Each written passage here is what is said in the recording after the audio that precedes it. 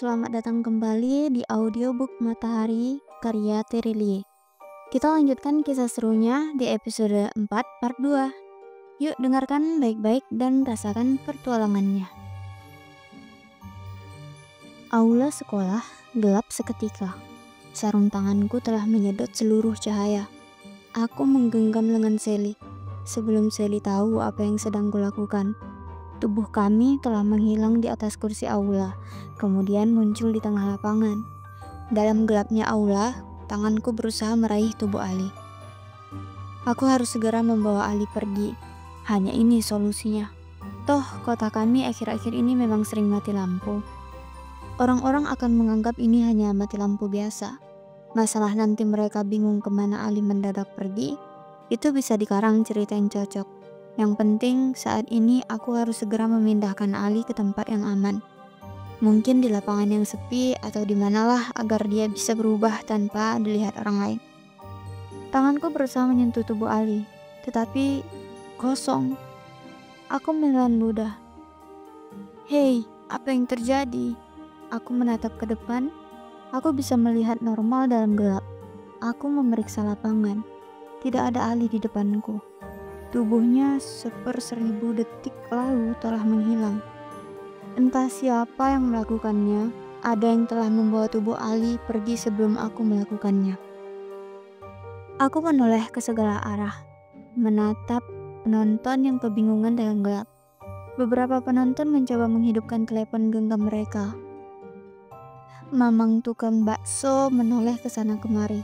Penonton-penonton lain berseru-seru dan bola basket yang menggelinding sendiri. Aku menatap pintu aula yang entah sejak kapan sudah terbuka lebar, membawa kesiur angin kencang masuk. Butir halus air hujan menerpa wajah. Di sana, di pintu aula, cahaya kerlip berwarna kuning keemasan terlihat samar menjauh, seperti jejak panjang. Rahangku mengeras, tidak salah lagi. Sesuatu telah menarik tubuh Ali ke luar aula, kemudian membawanya pergi. Siapapun itu, aku tidak akan membiarkannya membawa Ali pergi begitu saja. Aku memegang lengan Sally. Tubuh kami segera menghilang. Dengan cepat muncul di luar aula, memulai pengejaran. Teleportasi. Ada apa, Ray? Tanya Sally. Sementara itu, tubuh kami terus melesat berpindah-pindah tempat. Di mana Ali? Jalannya jalan terang. Sally bisa melihat kami hanya berdua. Bukankah kamu harus membawanya pergi dari aula? Aku tidak tahu di mana Ali sekarang. Aku terus bergerak secepat mungkin, konsentrasi penuh menatap jejak cahaya kuning keemasan yang semakin tipis. Sudah hampir 500 meter aku bergerak, mengejar sesuatu yang membawa tubuh Ali. Tubuh kami muncul di halaman sekolah, menghilang, muncul lagi di trotoar jalan, terus menuju ke arah utara kota. Bagaimana kamu tidak tahu, Rah? Sally bingung, dia menatap wajahku. Ada yang lebih dulu membawa Ali. Ada yang membawa Ali? Astaga, kamu tidak bergurau. Sally terlihat panik, lebih panik dibanding sebelumnya. Berhenti bertanya dulu, bantu aku memperhatikan depan, Sally. Aku berseru. Tidak ada waktu untuk bercakap-cakap. Sesuatu yang membawa Ali bergerak cepat sekali, dan entah bagaimana sesuatu itu melakukannya. Dia juga sepertinya bisa berpindah-pindah tempat tanpa terlihat. Memperhatikan apa, Rah? Jejak cahaya kuning keemasan, kamu melihatnya? Cahaya kuning apa? Sally bingung. Aku mendengus, tubuh kami menghilang lagi. Samar aku melihat cahaya itu di sudut jalan gelap. Tubuh kami muncul di sana. Sial, sama seperti sebelumnya, tidak ada siapapun. Sesuatu itu sudah pindah lagi. Gerakannya zigzag kemana-mana, seperti di luar kendali. Tapi sesuatu ini cepat. Mataku memeriksa mencari jejak cahaya di sekitar. Kanan depan, Rah, aku melihatnya. Pendar cahaya kuning.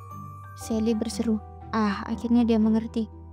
Aku mengangguk, tubuh kami menghilang, lalu muncul di depan toko elektronik yang tetap tutup.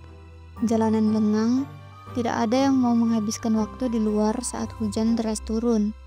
Tubuh kami tidak basah walau melintasi kota dengan cepat, karena aku membuat tameng seperti gelombang transparan yang menutupi seluruh badan. Di atas gedung itu, Rah, Sally berseru. Aku mendongak. Pendar cahaya kuning itu ada di atas sana, tipis sekali. Aku menggigit bibir, tubuh kami menghilang dan muncul di atas atap gedung 2 lantai. Wah, bagaimana kamu melakukannya, Rah? Sally berseru. Tubuh kami seperti terbang ke atas. Aku menggeleng. Nanti saja aku menjelaskannya. Cahaya kuning itu terlihat di atap-atap rumah. 20 meter dari kami, aku terus mengejarnya. Aku tidak akan membiarkannya lolos. Dengan bantuan Sally yang ikut memperhatikan jejak, aku bisa bergerak lebih cepat. Jarakku dengan sesuatu yang membawa tubuh Ali semakin dekat. Cahaya kuning itu kembali menjadi terang, lebih jelas jejaknya. Kiri depan, Rah, gedung 4 lantai, seru Sally. Pengejaran semakin menegangkan, tubuh kami terus melesat di atap-atap rumah dan gedung. Aku mengatupkan rahang. Sosok yang kami kejar mulai terlihat. Itu benda, bukan orang. Bentuknya seperti kapsul bulat yang bisa terbang dan menghilang.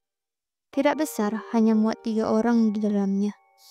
Jejak cahaya kuning keemasan itu datang dari lampu kapsul itu yang terus bergerak cepat berusaha kabur. Jarak kami tinggal belasan meter. Sally mengangkat tangannya, melepaskan petir kencang. Dia mengarahkannya ke kapsul itu, tapi tidak kena. Kapsul itu lebih dulu menghindar. Petir Sally mengenai dinding gedung tinggi, membuat temboknya terkelupas 5 cm. Semen dan batu berguguran. Hei, apa yang kamu lakukan? Aku berseru, tanganku mencengkram lengan Sally lebih kencang. Membuatnya berhenti, Rah. Sally mengangkat bahu. Tapi tidak dengan menyetrumnya, Sally. Aku berteriak. Hujan deras turun membungkus kami. Kamu bisa membahayakan Ali di dalamnya. Petirmu bisa membuat seluruh kota jadi menonton kita. Sally menyeringai, tidak berpikir sejauh itu. Aku mengatupkan rahang, mengeluarkan seluruh kemampuan. Jarak kami sudah dekat sekali. Aku hampir menyusul kapsul itu, menghilang untuk kesekian kalinya. Lantas muncul persis di sebelah kapsul.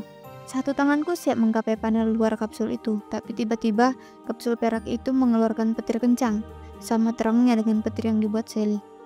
Sally berseru panik, terlambat menangkis. Aku juga terlambat menghindar atau menghilang. Tubuh kami telak karena petir ini. Silau sekali. Kami terpelanting dari atap rumah 2 lantai, jatuh berdeham di atas halaman rumput basah. Kamu baik-baik saja, Sel. Aku mengusap wajah yang basah oleh air, membantu Sally berdiri. Sally mengangguk. Gelembung transparan yang kubuat agar kami tidak terkena air hujan telah melindungi kami dari sambaran petir kapsul terbang. Gelembung itu meletus saat kami terjatuh di atas rumput. Seragam sekolah kami segera basah kuyup oleh hujan, juga tas ranselku. Aku sama sekali tidak menduga kapsul itu bisa mengeluarkan petir. Bagaimana dengan Ali? Sally mendongak menatap ke arah kapsul itu pergi. Aku bergumam kesal, kami telah kehilangan jejak cahaya kuning berpendar. Kapsul itu berhasil lolos. 5 menit berlalu setelah pengejaran yang gagal. Sally, kita tidak akan kembali ke aula sekolah. Aku menggeleng. Tidak ada gunanya. Tapi pertandingannya, Sally menyeka sisa air di wajah. Aku mengangkat bahu, peduli amat siapa yang menang di pertandingan basket. Aula kembali terang setelah kami keluar. Penonton pasti menyangka listrik kembali menyala. Kemudian bingung kemana Ali, jagoan mereka. Guru-guru akan sibuk berusaha mencari tahu. Lantas teringat bukankah begitu tabiat Ali selama ini? Selalu tidak bertanggung jawab, pergi begitu saja, tidak peduli. Tanpa Ali, tim sekolah kami pasti kalah. Tapi itu tidak penting sekarang. 5 menit, aku dan Sally berteduh di halte kosong. Tidak jauh dari tempat kami tadi jatuh. Kami bertanya-tanya dalam hati. Apa yang bisa kami lakukan sekarang? Siapa yang menculik Alira? Untuk pertama kali secara resmi, Sally mendefinisikan kejadian tadi sebagai penculikan. Aku menggeleng, aku tidak tahu. Tapi yang pasti kapsul perak itu bukan dari dunia kami. Tidak ada benda terbang seperti itu. Kapsul itu punya teknologi seperti klan bulan, Sel. bisa menghilang, juga berteleportasi dengan kecepatan tinggi. Kapsul itu memiliki kemampuan petarung klan bulan. Juga mengeluarkan petir seperti klan matahari. Sambaran petirnya sama persis seperti pukulanku. Sally bergumam. Aku mengangguk, kepalaku dipenuhi berbagai kemungkinan dari mana asal kapsul itu. Apa yang kita lakukan sekarang, Rah? Kita tidak bisa berteduh di sini lama-lama dengan baju, sepatu, dan tas basah. Sally mendesak. Sejak tadi dia mengajakku kembali ke sekolah atau pulang ke rumah. Orang tua kami pasti cemas menunggu. Aku mengepalkan jari. Seandainya di sini ada Miss Selena atau Af atau Ili seperti saat kami di Kulit Matahari, mereka bisa memberikan usul apa yang harus kami lakukan. Kapsul itu jelas telah membawa Ali. Kemana aku harus mengejarnya? Di tengah hujan deras, entah kemana kapsul itu pergi. Aku mencemaskan Ali, gumamku. Ali akan baik-baik saja, Rah. Dia jenius, dia tahu persis apa yang harus dilakukan. Sally berusaha menghiburku. Lagi pula, aku justru mencemaskan kapsul perak itu. Kalau Ali betul-betul berubah menjadi buang besar, kapsul itu tidak akan muat, kan? Aku terdiam. Sally benar juga. Tapi tetap saja, aku tidak bisa membiarkan Ali diculik kapsul tadi. Aku menatap pucuk-pucuk gedung. Kerap-kerip cahaya lampu berpendar di antara miliaran tetes air hujan. Saat ini hampir pukul 9 malam. Tiba-tiba aku menyadari sesuatu. Bukankah ini jalan menuju rumah Ali? Aku menggenggam lengan Sally, kembali berkonsentrasi untuk melakukan teleportasi. Belum sempat Sally bertanya, kami sudah menghilang. Kemudian muncul di atas salah satu gedung berlantai 6. Dari sini hampir seluruh kota terlihat.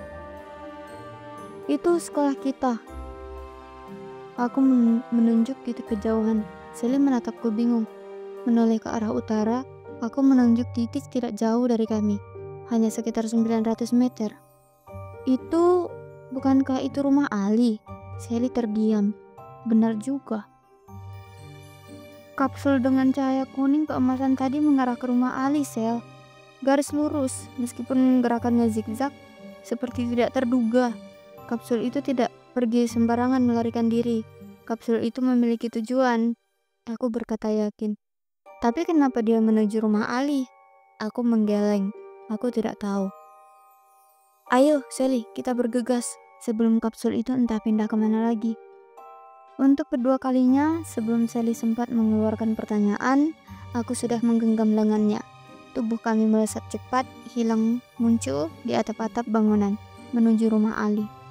Lebih cepat kami tiba di rumah Ali, lebih besar kemungkinan aku bisa menyelamatkannya. Terima kasih sudah mendengarkan sampai akhir. Jangan lupa subscribe biar nggak ketinggalan kelanjutan kisah seru dari Matahari. Sampai jumpa di episode berikutnya. Bye-bye.